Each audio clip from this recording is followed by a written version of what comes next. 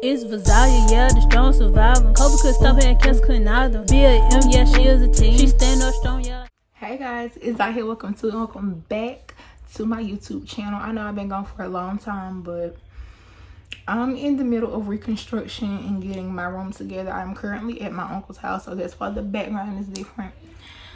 So in today's video, it's going to be a little more serious. I'm doing a what it's really like to have cancer video. As you can see from the title, I did a little bit of research to tell you guys about it, and then I'm going to tell you my personal experience, because I know firsthand I don't beat it until July. I only have, as of now, I only have 5 more appointments. I get scans, and then after that they're going to tell me if I'm cancer free or not. So yay me, because it's been a whole year. So if you're interested in this topic or would like to learn more, keep watching. So I'm going to start off with just telling y'all this little information that you may not know. Each year, oh, and I have my iPad here to help guide me. Each year in the United States, 15,780 kids between the ages of birth and 19 years old are diagnosed with cancer. Globally, more than 300,000 kids are diagnosed a year. That alone is just too many. There are more than 200 cases, including childhood cancer. Like, you have different types of cancers, and then you have childhood cancer. Childhood cancers are cancers found in children between the ages of birth and 19 years old. Sometimes it goes up to 21 or even older. Yeah, I'm gonna try not to cry during this video, because usually talking about this, it doesn't get me, but today, I don't know, maybe my energy is just different today. I'm gonna name like 3 little, not little because it's nothing little about it, but 3 cancers. Leukemia, that's the most known common childhood cancer that people know. Lymphoma, there's a rare cancer dealing with your lymph nodes. They actually thought I had lymphoma at first because my lymph nodes were swollen. That is a symptom of lymphoma, when your lymph nodes are swollen. And rhabdomyosarcoma, that is actually the one I have. It's rare but known. Only about 500 children are diagnosed with that each year in the United States as of now. So from the information I told you earlier about how many cases there are each year compared to just the rhabdomyosarcoma rate, that is way better. So rhabdomyosarcoma, also known as RMS or rhabdo, is a type of cancer that affects muscle tissue. It is mostly common in children and adolescents. The disease starts in your muscles. With rhabdomyosarcoma, the cells change and grow out of control, forming 1 or more tumors. It's 2 popular types. It's many other, but they're less common, and that is embryonal rhabdomyosarcoma, and that is mostly found in your head or neck. And you have alveolar rhabdo, which is mostly occurs in your large muscles of the trunk, arms, and legs. I have embryonal rhabdo because mine was found in my eye right here, my left eye, my jaw, and my neck. I'll insert a picture over here somewhere to let y'all see how I was at first. I'm so sorry, like, talking about this, I don't know, it's heavy on my heart. I've been wanting to talk about this. Your life expectancy with rhabdomyosarcoma, I'm gonna read it because, like I said, the 5-year survival rate for children who have low-risk rhabdomyosarcoma ranges from 7% to more than 90%. The 5-year survival rate for children in the intermediate risk group ranges from 50 to 70%. When the cancer becomes high risk, spreading widely in the body, the 5-year survival rate ranges from 20% to 30%. So they found mine early. So I guess you would say mine is 70% to 90%, which I think is really good. Yeah, I'm just take a breather so I can try to calm down. My anxiety is really high. Okay, so I'm gonna get into my symptoms. My symptoms was my eye bulging. My eye was running, like it was like little white. I can't explain, but like white. I don't know. It was like eye boogers, but that was more liquidy and runny like that. Cause I don't know the technical name for it, but that was running out of my eye. My whole jaw had swollen, as you can see. And like I said, I had lumps in my neck. When I went and finally got it examined, I had lumps like right here, and then one in the back of my neck that you couldn't see. But you know, the x-rays and scan showed it. The treatments I had got was chemotherapy and radiation. Chemotherapy is the use of drugs to destroy cancer cells. It usually works by keeping the cancer cells from growing in the body and making more cells. Radiation therapy is a type of cancer treatment that uses beams of intense energy to kill cancer cells directly. So, chemo, when, in my opinion, chemo is not good for you. And that is my opinion. I may be wrong, but that is my opinion. Yes, it helping cure your cancer, but chemo is what really makes you go through all the sickness. Cancer only can grow and, I mean, you know, kill you. I don't want to say that, but that's what cancer do. Some people may have pain. My experience, I didn't have pain with cancer. It was the medicine that I was getting. Radiation burned me completely. You can still see I'm dark, but I can show you pictures. My skin was to the white meat. Chemotherapy to me, it is faster. Radiation is faster. My radiation was 6 weeks, Monday through Friday, every day for them 6 weeks, and then you're done. Chemotherapy, every cycle is different, so it lasts longer. It lasts months, and then each cycle is different, and then it's different phases in chemotherapy. You definitely have to eat as much as you can.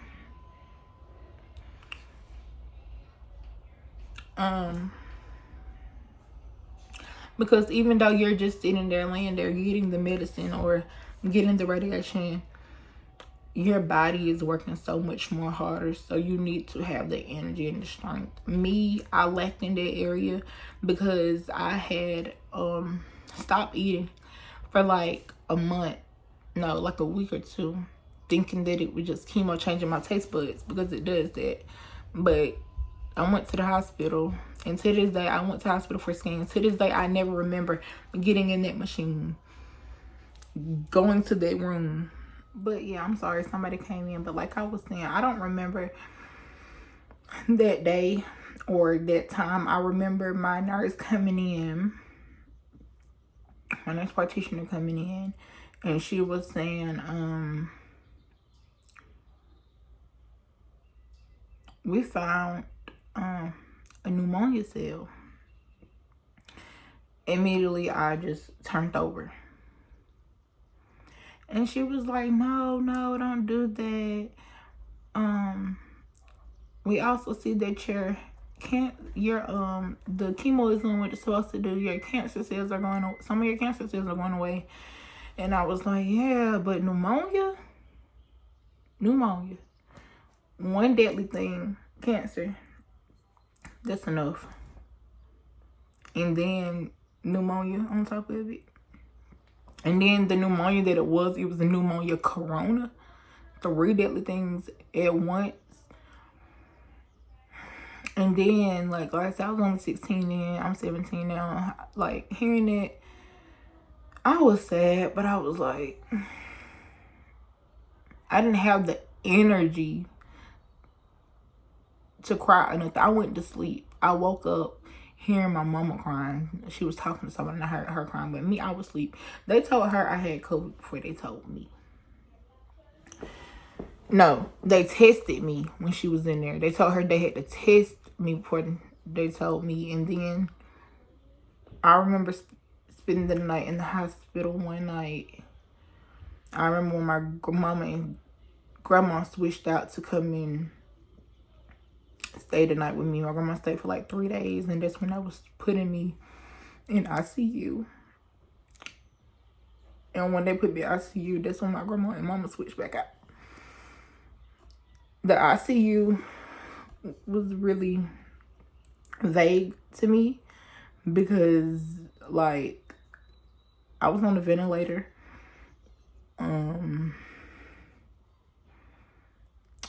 I think they told me I had water on my lung or something like that, because I remember in the middle of the night, I used to want a cup of ice and they wouldn't. And then I used to want water and they wouldn't give it to me. They would give me something that looked like a little Q-tip, but it'd be like a sponge on the end, and they'd fill it and let the sponge soak up the water, and then they'll let me put it in and suck on it. And I can only get like that, or the little medicine cup. I could only get like 5 of those throughout the night, but I had water on my lungs, so I couldn't do it. I went from getting, and they would let me eat like a half a cup of ice, sometimes less than that.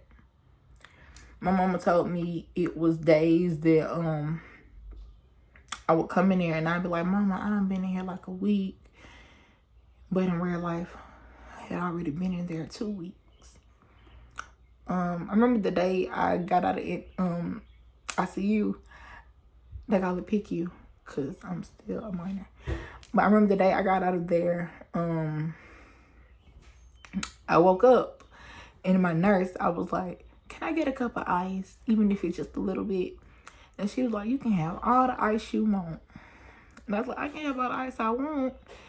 And she was like, yep, you're going back to your regular floor today. And I got so happy. I was ready to call my mama to tell her that I was back in a regular room, my regular room again. But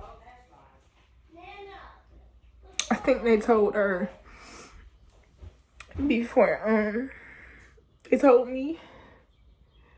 Like, it's crazy because it's like only a few memories I remember. Like, I remember I'm sorry, y'all. These aren't tears because I'm sad. It's tears because I'm so proud of how far I done became. But I remember my nerves right before. I remember when it was my little cousin's birthday. Like, I always remember my birthday. And I'm usually the first one to tell her happy birthday or make a post about her. But I looked at the clock that day and I was like, it's something. Today is something. But like, I was so weak that I couldn't remember. And I it ended up hitting me, like, it finally hit me like at 8 o'clock that night. And I tried to call her, but she didn't answer. So it was like a couple days later, and I was like, I think it was back when I got into a regular room. I was like, Mama, I tried to call you on your birthday. Happy birthday. Because that girl, like, the whole year, she had been telling me what she wanted for her birthday. And I'm like, your birthday is in April. But that was like one of the hardest things for me, because like I was getting back to the topic as, you know, needing your energy. Before I found out I had COVID, that was a whole week of no eating, only drinking. And then it started to where I was only drinking, I was throwing up everything I drank. Like, it got to the point where I was throwing up blood. I started throwing up blood because I was dehydrated and I didn't have nothing on my stomach. So then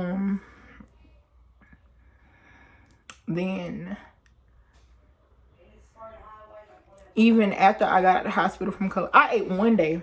It was my parade they had for me when I came home, because I was in the hospital a month. And I actually just passed my anniversary. April 24th was my 1-year COVID-free anniversary. So that night, these 2 teenagers I knew, well, you might as well call them my cousins, They their mom and my aunts and everybody, but yeah, their mom, my aunts, they threw a big parade for me. Surprised me with a parade. And the 2 teenagers, they cooked me. I don't know if it was one of them that cooked it or 2, but I'm just gonna say 2 because both of them told me they cooked. But they cooked me this huge seafood thing. And it's crazy because when I was in the hospital talking to their mom, him and her asked me, they was like, when you get out of the hospital, what you want to eat? And I was like, some seafood. I want a seafood boy. And when they gave me that parade, they really had me 2 pans of seafood. And that was the night I got my taste buds back for a little bit. Right after that, I was back to only eating Jello and stuff. Literally, right after I got out the hospital, y'all. Right after I got out the hospital in May, I was right back in the hospital because I had a little PICC line right here. It got infected. I had to stay in the hospital. I got the 1 surgery to get it taken out. 3 days later, had another surgery to get a port in. And that's what I have now. It's right there. It's like a little ball. Basically, the port in the PICC line is from stopping them to have to draw blood from you. They just poke the hole in the little device. And that's where you get your chemo, where they take blood from, draw blood from, all that from right there.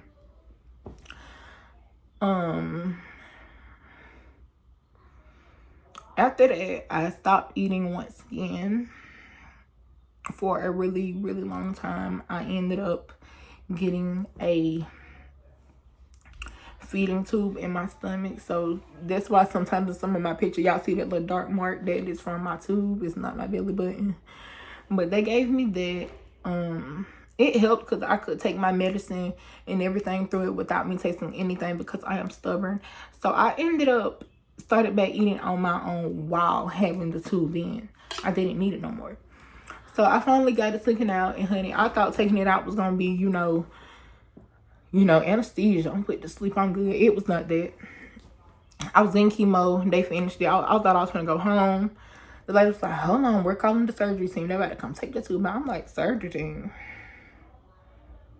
No medicine. They gave me some morphine through my IV to try to numb me up. It didn't kick in quick enough.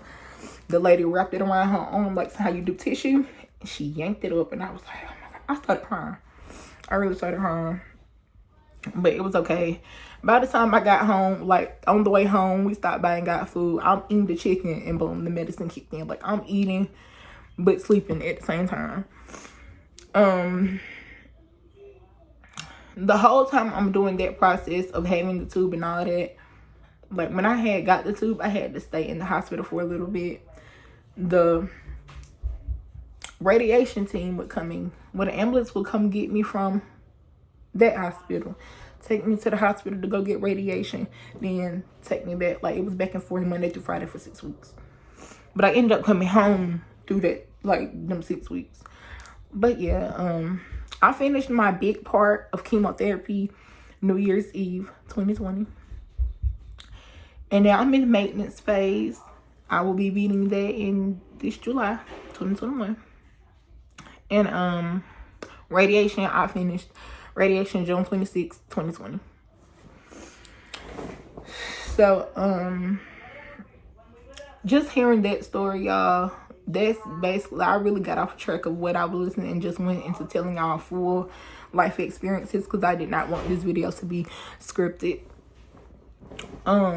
It's no joke, honestly. So now I'm finna go on Instagram and look at the questions you guys sent me, and I'm gonna answer these, and that'll be the end to this video.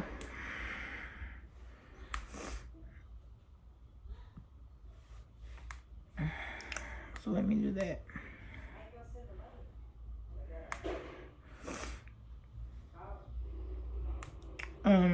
Someone asked, do you still feel like yourself?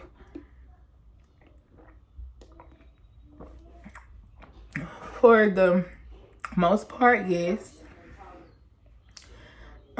Sometimes no. Like I had to do physical therapy also because when I had COVID, my walking, I didn't walk for a long time. I was on bed rest. Imagine that whole time I'm in the hospital, I'm on bed rest. I'm in the bed. So I had to do physical therapy. And it was another therapy. We call it OT and PT. So I had to do both of them therapies. And then when I walk, I still waddle a little bit. So for the walking part, it's coming back. It depends, like, but I do get tired really, really easily. So if I go to big places, I have to be really careful because I do get really tired really quick. And it's like if I'm up all day, like when I went to the fair last week, when I got home the next day, I was in bed because it felt like I was just drained. Like, you know, like how a kid, when you make them play all day with no nap and they just be tired, like slumped. I was like that for the whole day and my body was in pain. How did you deal with it on your behalf? I didn't. I got the news and I was like, no, I don't. Like, that was what I was saying myself in my head. No, I don't. And then looking at the percentage rate, because when I looked at it, like, they went from thinking I had lymphoma, which was like, they said like 2 out of 5 kids survive, until going to this one that was like 3 out of 5 or 4 out of 5. It was one of them 2, but it was a luckier chance. And I was like, okay, God, you there with me. I like that. So I really didn't deal with it. Like, somebody said, what was it like? I just told you the story. Like, I really got off sidetrack, but it was hard. It was hard. Like, don't ever think people that have cancer isn't strong. Just knowing you have it is tough. Chemo is tough. Like, the main thing that's helping you live is tough. That's a battle itself. And then the way it has you thinking mentally is just tough. What was it like on your family and friends? I think it was hard on them. Especially my mom, my grandma, and my brothers. Like, one of them started acting out really, really bad. The one right after me, I actually was diagnosed on his birthday, and he canceled his whole birthday plans and said he would make it, he'll, celebrate this year. And I'm like, you can't put your birthday on hold. But we tried our best to make it, the best for him this year, because I was at home with him. But I want to say they took it hard. Like, of course, your mother is going to take it hard. Nobody wants to hear that y'all got cancer.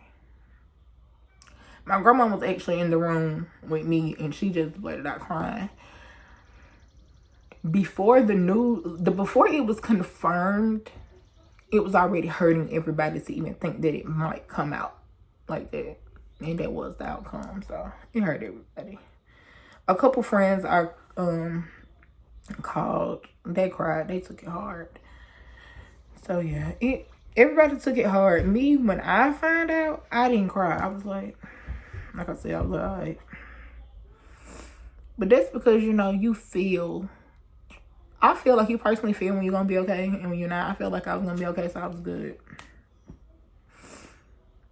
Oh, that's the next question. When you find out, how did you feel? Yeah, like I just said, I felt like God had me. I was going to be good. Did you ever feel like you was going to die? Yeah.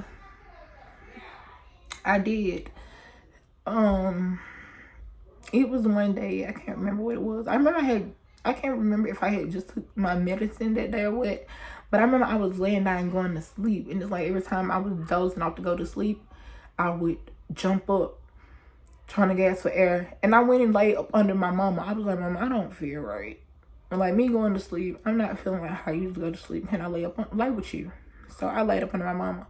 And I don't know, like, it's something like every time I got sick, y'all, I would go lay with my mother. Like, my mama was like God or something. Like, to this day, I still feel like my mama can fix anything. Any of my problems, I feel like my mama can fix it. So, That's who I always went to, and that's who I'm still gonna always go to, cause that's my mama. What side effects did the treatment have? What side effects did the treatment have? I just named all that stuff, but of course, hair loss. People think your hair comes out because of cancer. It be the chemo. Throwing up, couldn't eat, loss of taste buds, tiredness. Like, it'll be times where I just sit up and get to the end of my bed and I'll be like,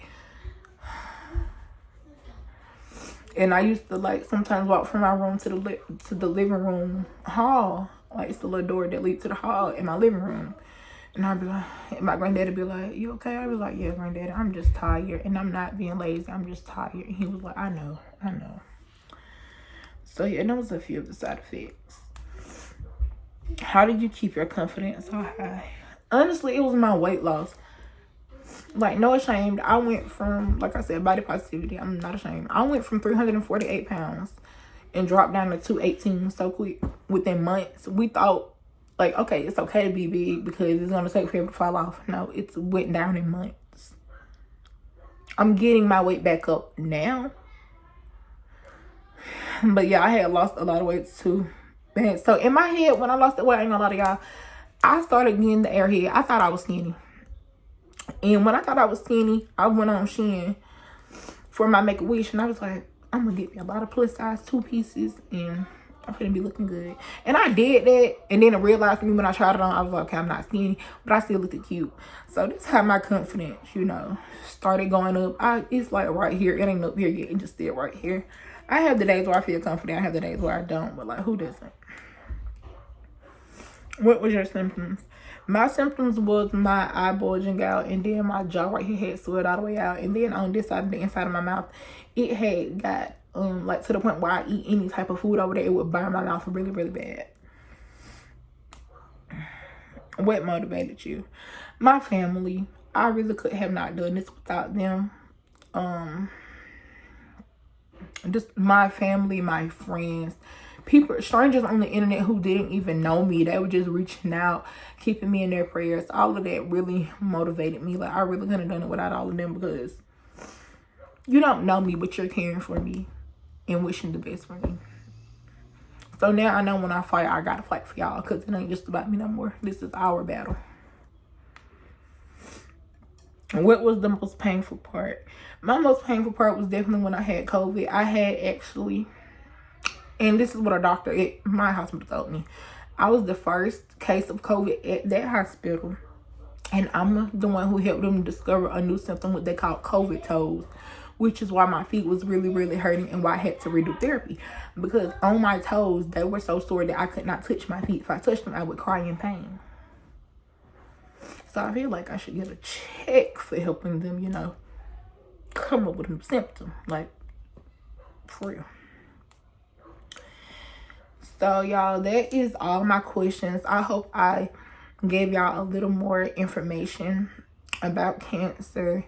To all the fighters out there, y'all are so strong. Y'all are in my prayers. We got this, okay? I got that on the shirt. That is my saying. We got this, okay? We are all a team together. Even to the ones that are angels now, y'all were so strong. And you didn't lose your battle. You still won because you put up the biggest fight that a lot cannot take. So cancer is not just hair loss and weight loss. It is so much more, okay? Like, it is so much more. Like, literally, that is the reason why my skin is 2 different colors. Like, my eye, it still has to heal, but from radiation. But like I said, cancer is so much more than what y'all think. Like, you can be with somebody every single day that has cancer and think you know, but you really will not know what they're going through until you have it. Not wishing that on anybody, but you will never know what it's like until you have it. And I pray nobody else has had it. So if you enjoyed this video, please give me a like, a comment, subscribe. Let me know what you want to see next, and I will see you in my next video. She stand up strong, yeah, like a black queen. Sharing her story on YouTube like a boss. She telling her side to get her point across. Hey guys, welcome back to a video. Stay tuned.